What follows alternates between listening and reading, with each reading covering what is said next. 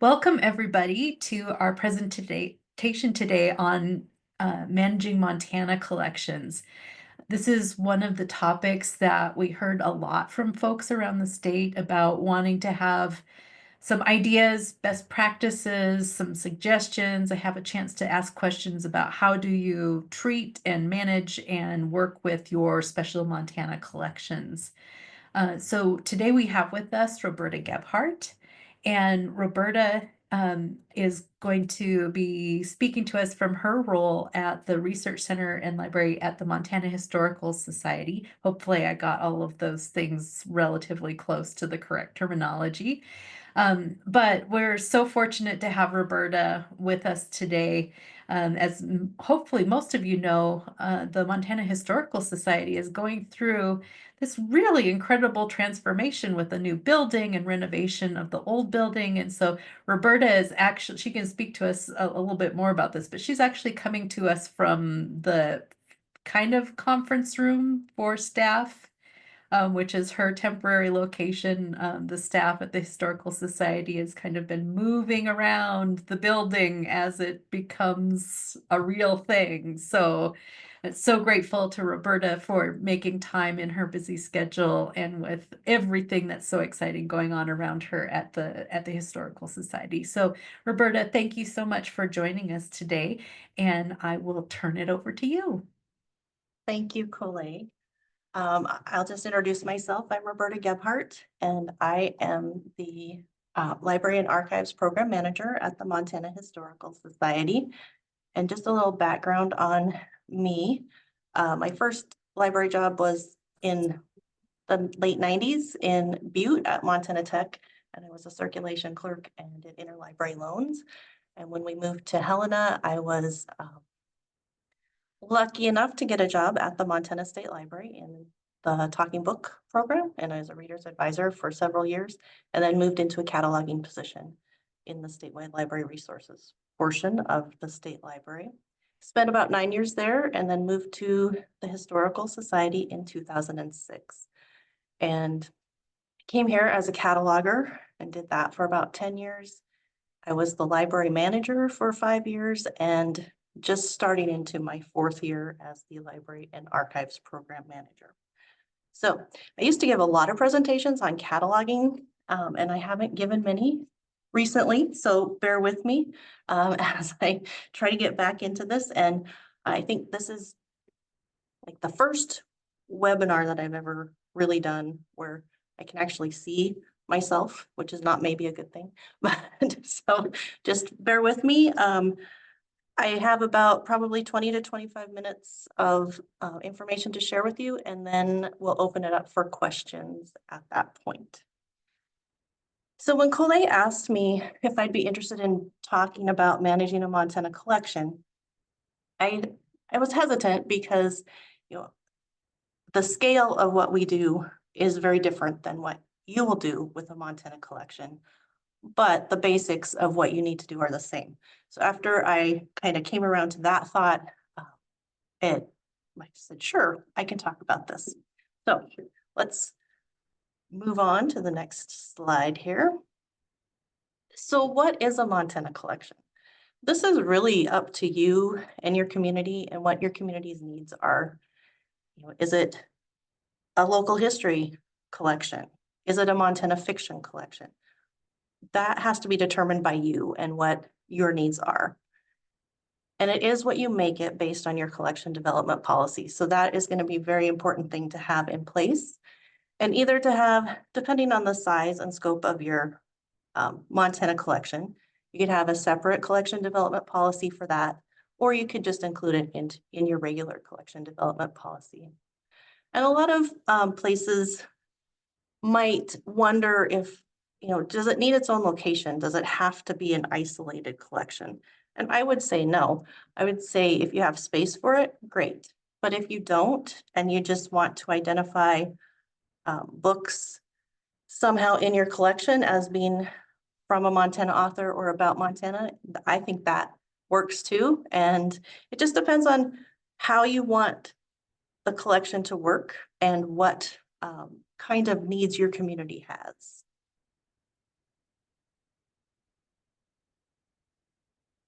So the collection development policy. We just went through the process of rewriting our collection development policy in 2023 and had it approved by our Board of Trustees. So with our policy, we list out what our scope is, what our collecting focus is.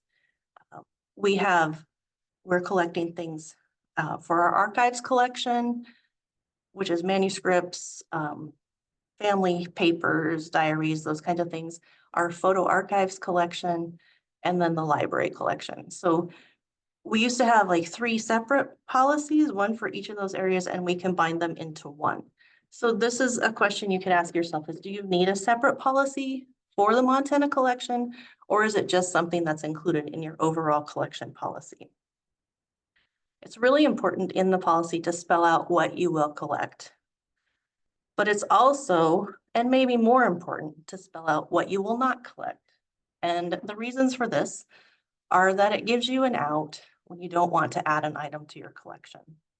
So I'm just going to tell you what we have in our collection development policy that we do not collect. Materials exposed to moisture, mold, fire, excessive dust, or exposure to pests, severely damaged or extremely fragile items, print newspapers that are on microfilm or digitized, newspapers not from Montana, regardless of format, microfilm copies of other institutions' holdings, photocopies and digital scans of items. So you can tell, like, this is because we collect a wide variety of things. Music albums on LPs, cassette tapes, compact discs, or other media, films, movies, and television shows on VHS tapes and DVDs, multimedia records on CD-ROMs and DVDs, unpublished family genealogy charts and binders, records from law firms that retain attorney-client privileges, fiction, unless it has won a Montana Book Award or a High Plains Book Award, records outside of our collecting areas and geographic scope. So we're pretty specific on the things that we don't collect. And this is so that we don't have to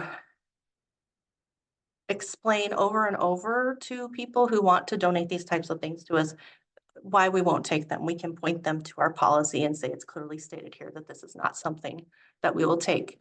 So some of the things that you might get offered are things like clippings from newspapers or scrapbooks.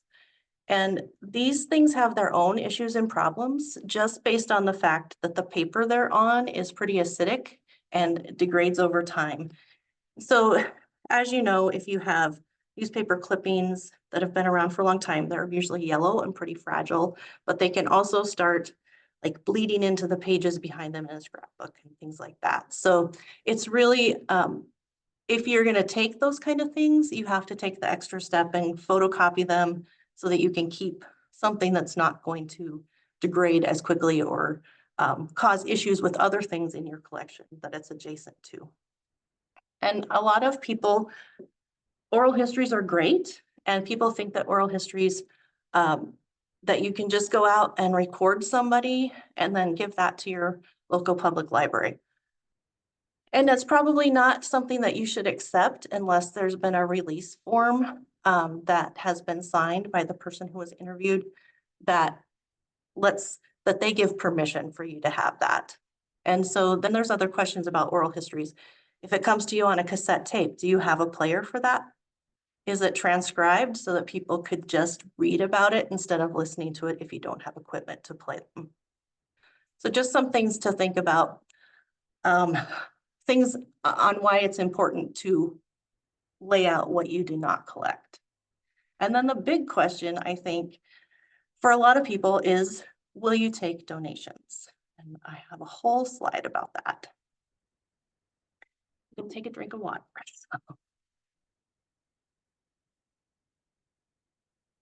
So donations that is how we take in the majority of our items into our collection. We have a process where people fill out a form online and give us some background information about what the item is, what its historical significance is, and then we have a committee that gets together and talks about those donations, and we vote on if we're going to keep them or not.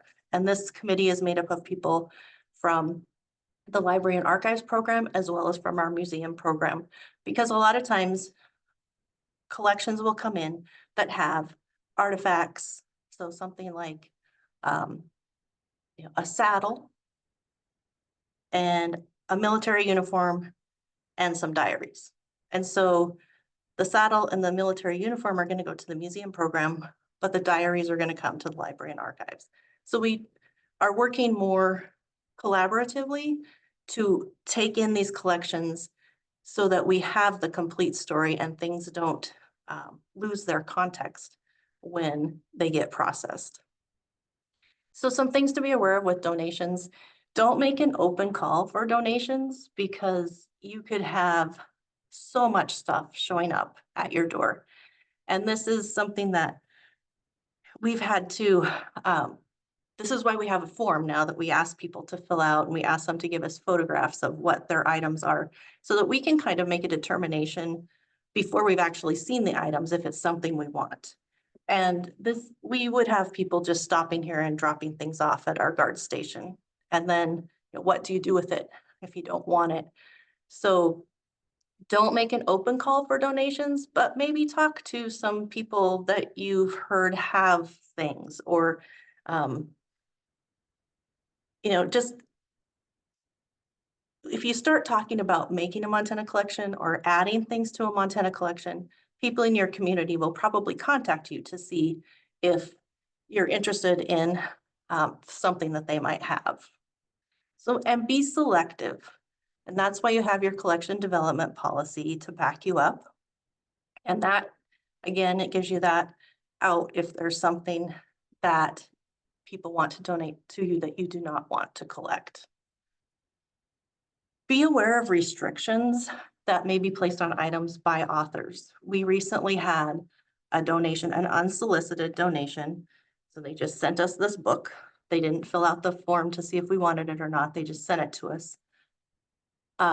As we were looking at it, it was a kind of a family history, kind of a scrapbook kind of thing, but it's been self-published. But you open it up, and on the very first page, it says there's no reuse of the information in this book without consent from the author.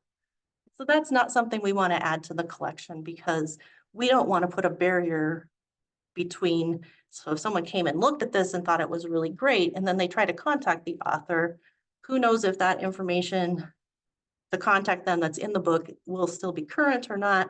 How would they ever get permission to use this item? So in this case, we decided we did not want to add that to the collection because of that restriction that had been placed on it. And then in small communities, you all know how families are. If you take in something from one family member and another family member comes in and looks at it and then tells you that it's wrong, what are you going to do about that? I think the important thing with that is just to be aware that this could happen, and to remember that you're not there to change things. You're there to provide access to something.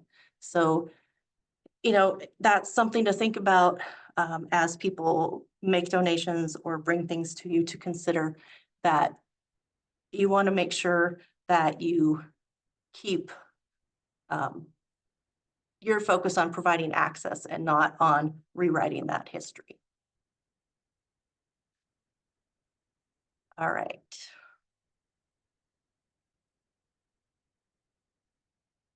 So when we started looking at our rewriting our collection development policy, we had been aware of this report from OCLC called the Total Cost of Stewardship: Responsible Collection Building in Archives and Special Collections. It came out in 2021. And I think this is a graphic from that report. And I think it's really, it proves that there's more to the cost of stewarding things than just getting the things. So as you can tell, at the top of the iceberg is the cost of acquisition, or the cost of acquiring something. And then below the waterline are all of those costs that are hidden, or backroom kind of costs that you need to consider when you're looking at adding things to your collection, because you want to be a good steward of the collection. And if you are not able to do those things that are below the watermark, is it worth bringing the item into your collection? So we'll talk about some of the collection management considerations. So if you bring something into your collection that is locally published or produced, and it's not cataloged anywhere else, you will need to make cataloging available so that it's discoverable. Because if people can't find it, what's the point of having it? And then you have considerations like preservation and conservation. So are the items that are coming in, are they in good enough shape for you to be able to provide access? Or are there things that you need to do to get those items to a point where they can be used by the public? Are you able to perform those actions in-house? Do you have staff or funding for this to send it out to someone else? Or do you have staff that even know how to encapsulate a map or fix a binding on a book? So there's lots of things to think about. Those are kind of hidden costs when you're bringing something in. And digitization is great. And reformatting things, like we talked about the oral histories with having them on cassette tapes. And you may need to reformat those because you don't have a cassette player anymore. So you reformat them. Maybe you have them reformatted to CDs, and now nobody has CD players either. So you need to have them reformatted into an MP3 or a WAV file. But now what do you do with that file? How do you manage that? And the same with digitization. You're likely not going to get rid of an item. You'll digitize it to provide access, but you might keep the original so that you can still show that to people. But when they want to look at something, you'll give them the digital copy. But now you have to manage two collections. You have the physical collection, and then you have your digital collection and your digital files. Do you have space for that? Do you have server space? Do you have secure server space? All of those kind of questions that come up with digitization and reformatting. And that goes into storage and maintenance as well. Like, do you have enough storage, digital storage, to keep those things? Do you have enough physical storage to keep a collection like this? And then weeding. Are you going to keep these things forever, or are you going to manage them like the rest of your collection so that if they don't get used in 2 or 3 years, are you going to weed them like you would books in your regular collection? So those are just some things to think about that all take staff time and are all costs involved with bringing items into your collection.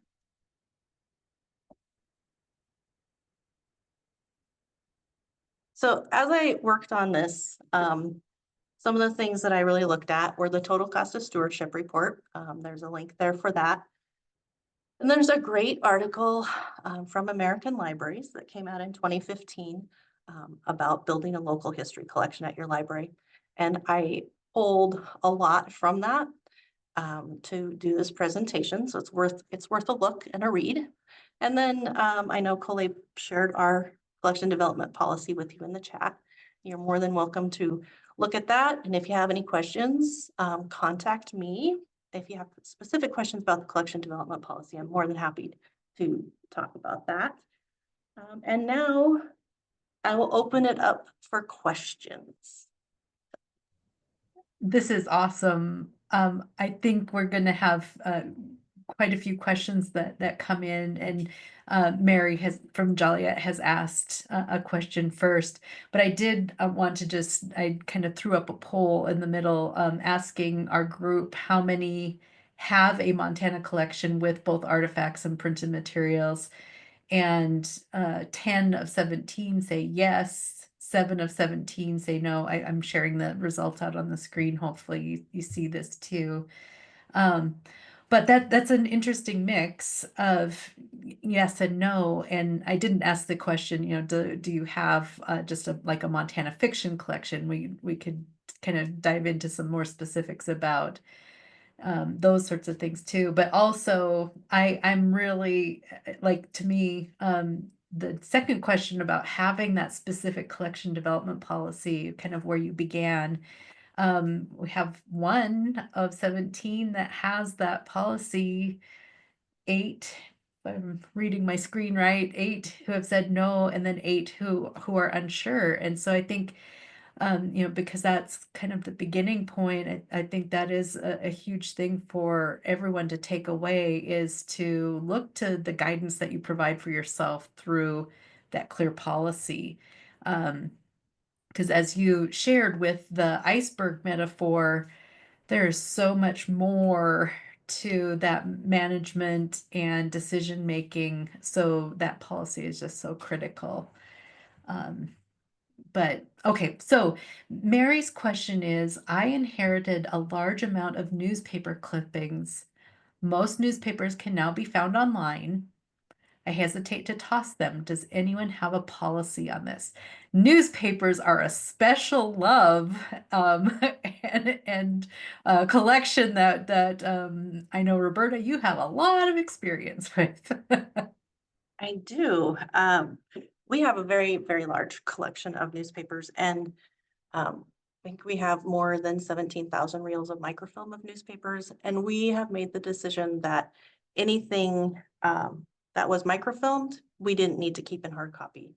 And so when we had to go through the process of packing our collections to move them out of our stacks while they were doing some work in there for our renovation, we did take that opportunity to weed our newspaper collection heavily. And what we decided was that we would keep any hard copy newspapers that were before statehood. So we only kept newspapers before 1889. Because that's the start of the state. The territorial stuff is important, and then how we gain statehood. And with our newspapers on microfilm, we have digitized a lot of those now, working with newspapers.com. And there are a lot available, but there are still some that aren't. So I think it really depends on how often do clippings get used in your library. Again, the paper that they're on is acidic, so how are you going to keep them? And if you are going to keep them, are you going to make photocopies of them so that they'll last longer? So things to think about and ask yourself. And we're actually going through this right now here as well, because we have a lot of vertical files. We have like 10 filing cabinets of vertical files, both biographical files and topical files.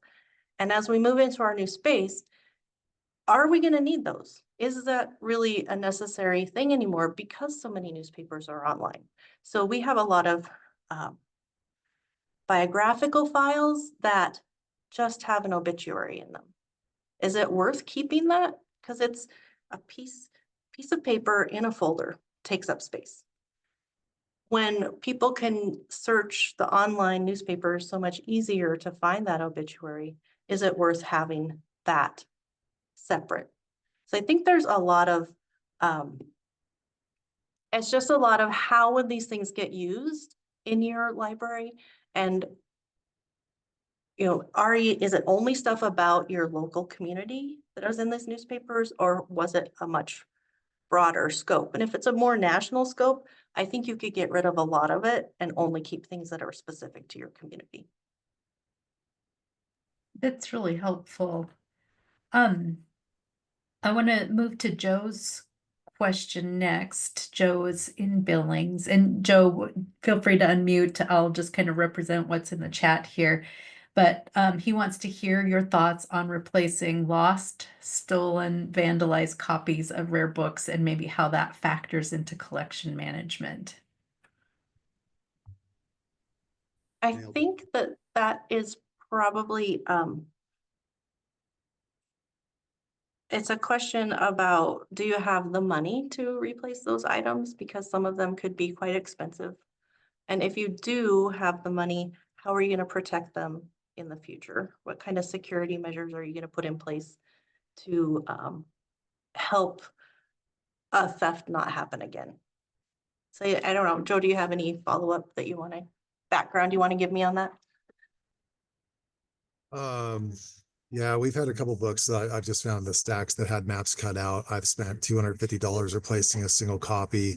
I'm keeping diligent over it, but like somebody like Marion points on the question next after mine, I only have so much glass space. I can't put everything behind glass space. I think I have a collection of 3,000 Montana room books. Many of them are 1900, 1910.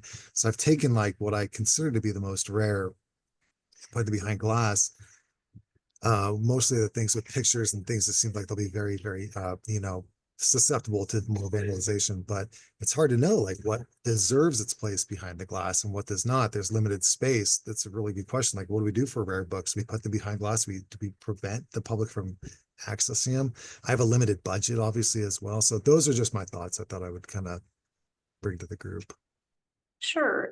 So we have, as you know, Joe, since you were here, we have 2 locked cases that we have put things in, and we put a value on them. So if somebody finds a book online at an auction or something that sells for, $5,000, and we have the book in our collection and it's out in the regular stacks, we move it into that locked case. But we're in the same situation. We're running out of space too. And so I think it's really a matter of figuring out, okay, what's the purpose of having it? Is the purpose to provide access to it, or is it just to have it? And if you're going to provide access to it, then you need to figure out how you can do that to keep the materials safe. And so thinking about your security, maybe it's a book that only gets to be used in your Montana room with a staff member there. And like the person doesn't get to leave the room.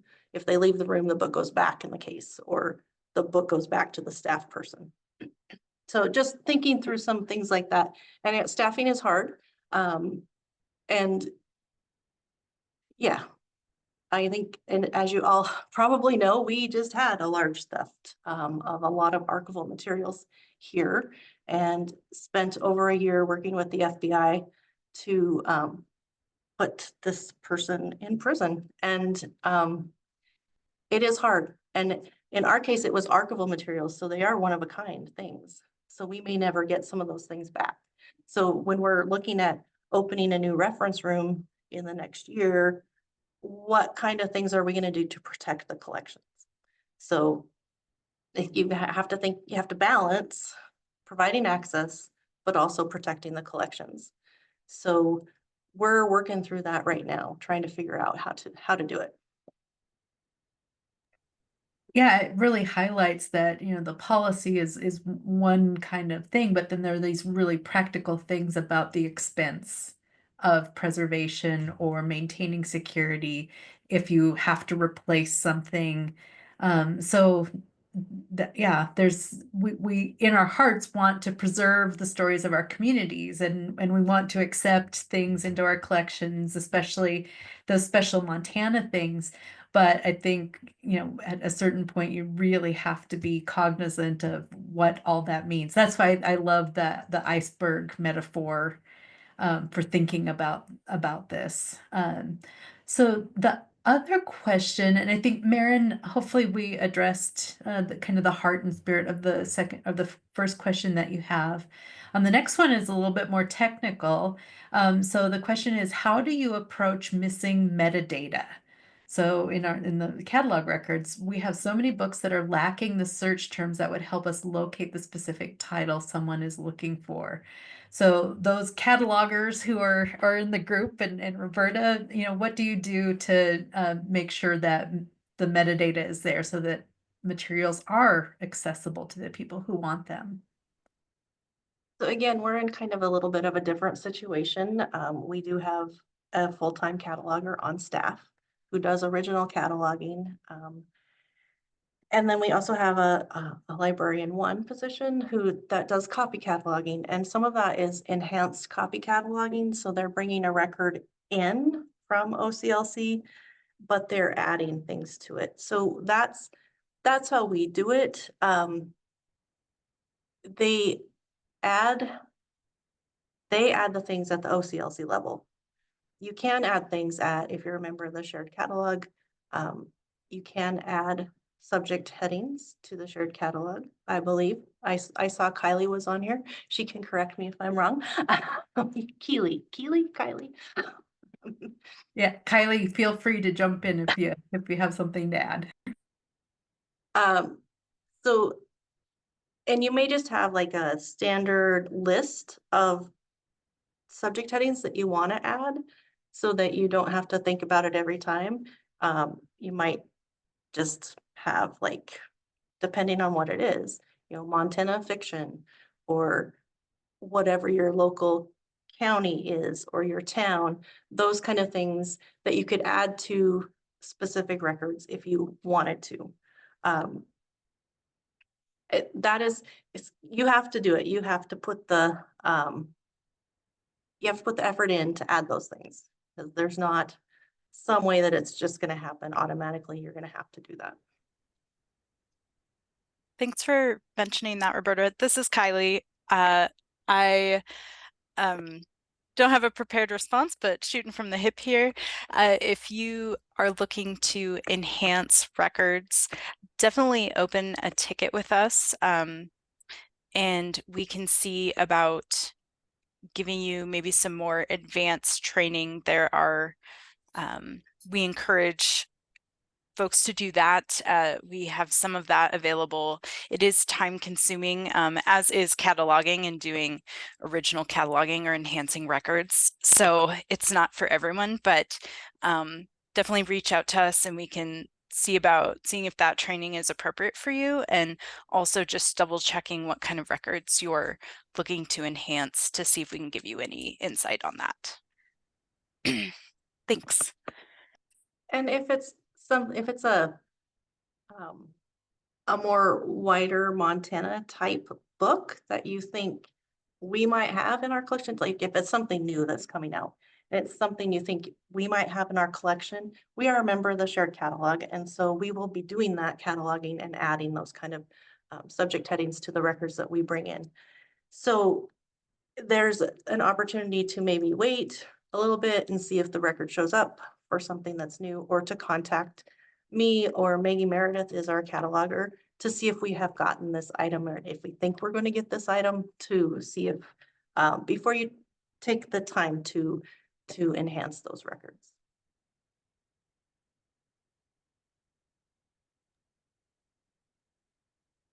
What other questions do folks have? And thank you, Kylie, so much for jumping in. I put some links in the chat that are further resources. And Roberta, I might let you let Maggie know that she might get some emails before I share Maggie's email address out. She's on the website. But yeah, what other questions do people have, or special situations that you found yourself in that we can tap into the knowledge base that we have on our webinar today to answer?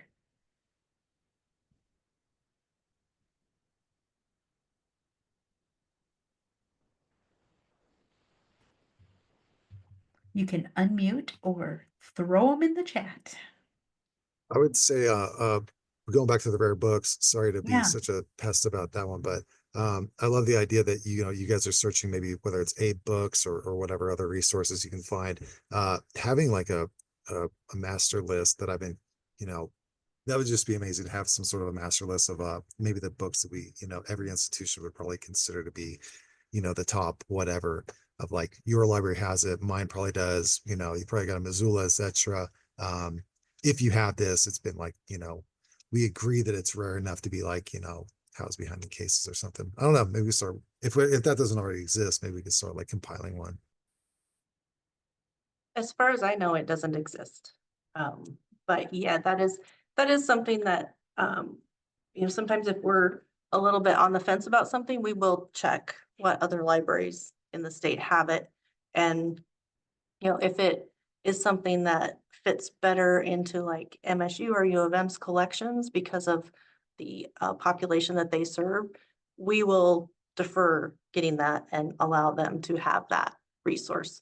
So that's a really good point, is you know, utilizing your resources, your federation folks and things like that, the shared catalog, to help you kind of find these resources if you're not able to replace them, but at least know where people could get access to them if they needed to.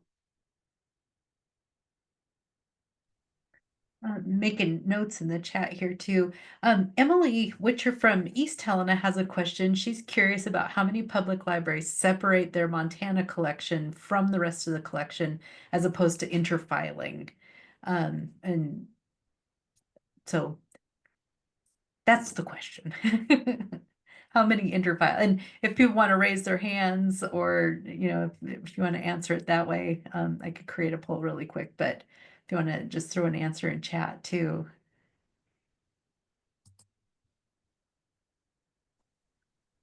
Forgive my lack of knowledge of Zoom. I don't actually know how to raise my hand. Oh, no worries. But I can answer for the Helena Library. We at least our branch, we used to have our Montana nonfiction in its own collection, and it was so rarely utilized that if we had done a weed of the collection, we probably would have weeded the entire thing. And so we decided to interfile the collection a few years back. We haven't had a chance to kind of evaluate how that's worked so far, but it does seem like the collection is getting more use now.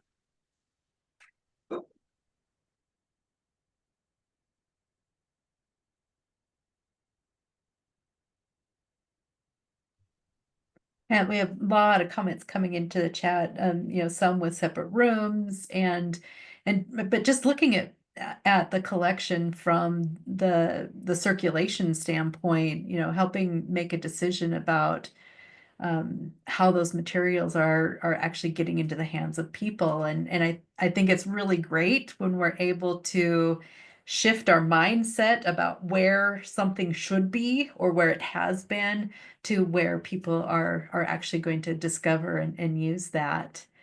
I want to make sure I'm tracking on all these. There is kind of Sherry in Twin Bridges asks kind of a kind of related question here, with fiction and nonfiction in a Montana collection. And I think I don't know if it's more of a cataloging question or just kind of a general access question, but just because something is by a Montana author or about Montana, or the author's from Montana, like how do you best treat that Montana collection when it can come from different sources? And that we talked a little bit about that when we were visiting the other day, Roberta. Yeah, so I think this is again a very personal thing based on what you think is the best for your library and your community. How do you think things are going to get used? Do you think people would, and I guess that's a question too, is are you going to circulate these materials? Or are they only going to be available for use in the library? So I think that's another big question that needs to be answered. And if you are going to circulate them, like Helena did, the Lewis and Clark Library did, they did interfile things. And I don't know if use went up or not. It would be interesting to know if their use did go up. I can see that it would, because people may have stumbled across something just looking for a general topic and found something up from the Montana collection where they may not have actually gone into a Montana collection room. So I think there's pros and cons both ways. And we kind of made the decision here for like Montana fiction that we don't collect Montana fiction unless it has won a Montana Book Award or the High Plains Book Award. And that is just simply because we are a closed stacks collection. People have to come here to use our materials. We do not circulate them. You have access to them for the 6 hours a day. We're open in the reference room. And people don't come here to read a fiction book for 6 hours a day. So our fiction collection is not getting used. And then, there is, with self-publishing, there is a lot of stuff out there. And so sometimes you have to kind of look at the quality, how accurate it is, things like that. So we really rely on those two regional, local book awards to help us determine what kind of fiction things we're going to add to the collection. That's awesome. And it relates to the comment from J Dash, and I'm sorry, J Dash, I don't know what your full name is, but she just, or he mentioned Hallmark often mentions Montana, but the places they say are not places in Montana. So just kind of that casual fictional, like Montana, very far adjacent, maybe not contiguous, but adjacent in some way. Like, those are the things I think you can release yourself from feeling like you have to collect because the word Montana appears somewhere in the text or in a subject heading. Yeah. It's a big responsibility. And so thinking about what are those things of significant to my community, especially with local collections, what are you doing in the collection that you have that helps to preserve the story of your community? So if there are those things that are about, the local history by people who grew up in your community, those are all, I think, really valid criteria for thinking about what you are going to collect and then how you are going to treat that collection. Yeah, and then just as we were talking about this, we don't collect any children's books or young adult books either, just because that's not our audience. But I can see that in cases with public libraries, you would probably want to have those interfiled with your regular children's and young adult collections, because those patrons are not the ones who are probably looking in the Montana room. And so if you ever want those items to circulate, you probably need to put them with your regular collection. Yeah, as we're talking, I'm kind of thinking in terms of what are the materials that are really for research and reference, and then what are more for the entertainment, personal enjoyment, those sorts of things too.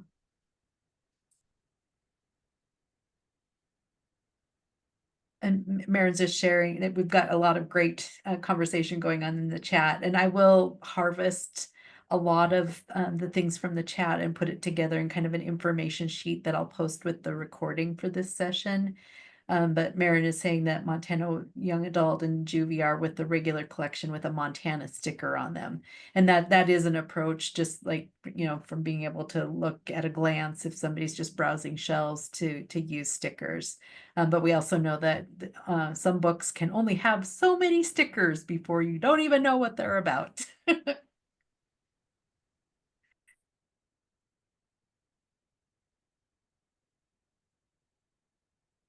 Well, keep the questions coming. I am going to throw this link in the chat. We always love to get your feedback whenever we do a session like this.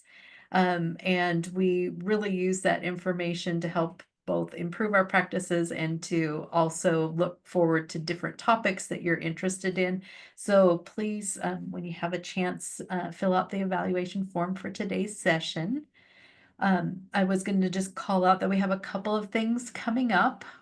If you want to mark your calendars, the March 13th Montana Library Network virtual program on the chemistry of fossils, that's an evening program, and Bobby DeMontney, our lifelong learning librarian, hosts and sets those up. So look on the Aspen calendar for that. We started a new series on the elective roadmap to excellence, which is kind of extending the basic Montana Public Library standards. The second in that series is coming up on March 18th. And of course, we're going to see everybody in Bozeman at the Montana Library Association conference, where there will be all kinds of learning going on. Look for more information on all of that on the Aspen calendar for sure.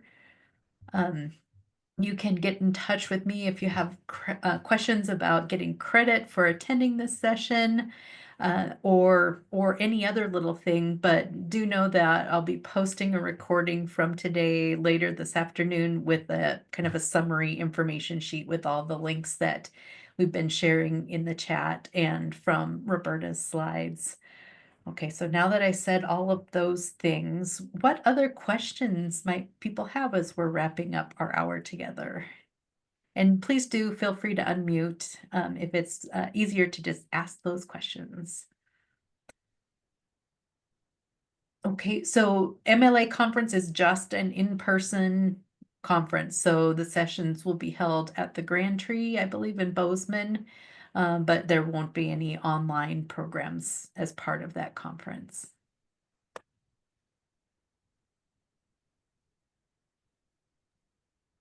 Real quick question. Yeah. Are there any item categories aside from item category 3 that you would recommend for a Montana collection? I'm going to defer to the shared catalog staff members for that. Yeah, definitely open ticket. I don't have an answer for you offhand, Camden, but Oh, fair. please feel just a free to random, reach out. Yeah, just a yeah. random question. No, I love it. I love that you want to know. I wish I had an answer. Just since I'm unmuted, Roberta, this isn't directly related, it's a little more specific. Is there a part of the collection, a certain area, or maybe a couple items in your collection, maybe you cataloged them at one point or your staff has, that are just some of your favorites? I know you have a huge collection, but anything kind of close to your heart? Well, it's not the things that are close to my heart are our livestock brands, which are available through the Montana History Portal. And it's been a project that I've worked on since I got here. We were working with OCLC and the State Library on how do you do a digital project? How do you provide access to these things? When I started here in 2006. And so it's a project that has, we have microfilm of 1873 to 1970 of the livestock brands, and or 1979, sorry. We were just able to add the 1980s and the 1990s to what we had online. And so we have brand information from 1873 to 2010 available on the Montana History Portal.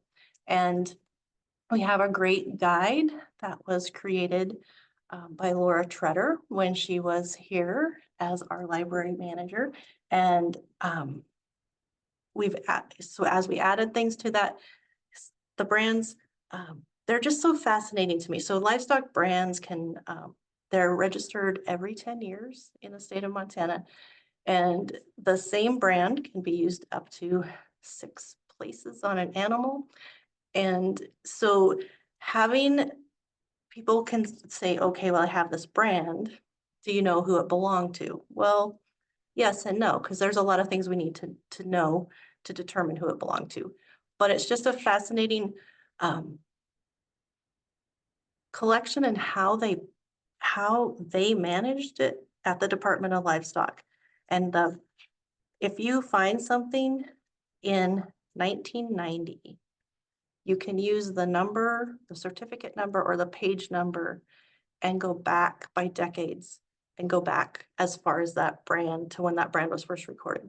So it's a fascinating system to me in how they set it up And they started that numbering system in the 1920s. So it's been around for 100 years, and it's just really, it's fun. I enjoy it. It's I love it when I get a brand request from someone and I get to go look through that information and trace a brand back for a family. It's a lot of fun. And, there's a lot of family history involved with brands as well. And, yeah, that's my favorite collection. Like, there's so much stuff here. It's just, and it's been really hard as we've been closed. We've been closed since December of 2022, and we will reopen hopefully the end of 2025. But being on the reference desk and working with the public and just the variety of questions that come in and the resources that you get to utilize, that somebody will ask a question and you'll find a resource that you've never used before. And so I love my job. It's a great way to keep learning and to learn more about Montana history. And it's just something that I really enjoy. We do have one question, and this might be kind of a bird walk to talk a little bit more about the new facility, but the question is, do you have an environmentally controlled area for microfilm? We, yes, we should. We will.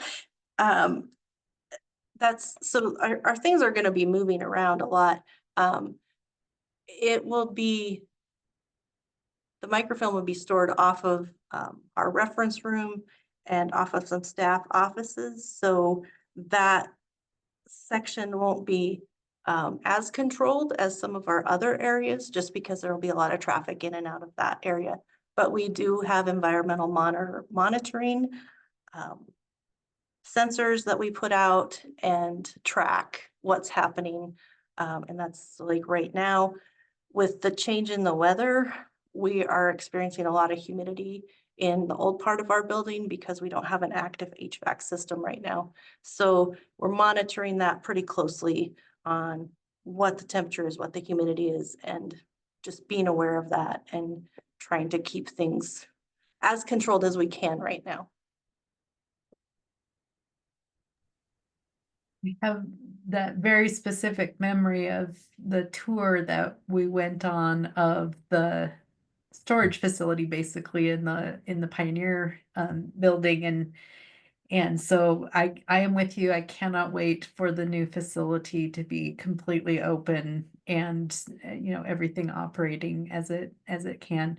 You're entrusted with preserving the memory and the story of Montana, and very much in the same vein, our local libraries have that responsibility and to the best of their ability, they're fulfilling that. So with that, the questions today have been really wonderful, and I look forward to maybe following up with additional questions and other ideas that folks want to dive into more about managing and creating and preserving a Montana collection for their community.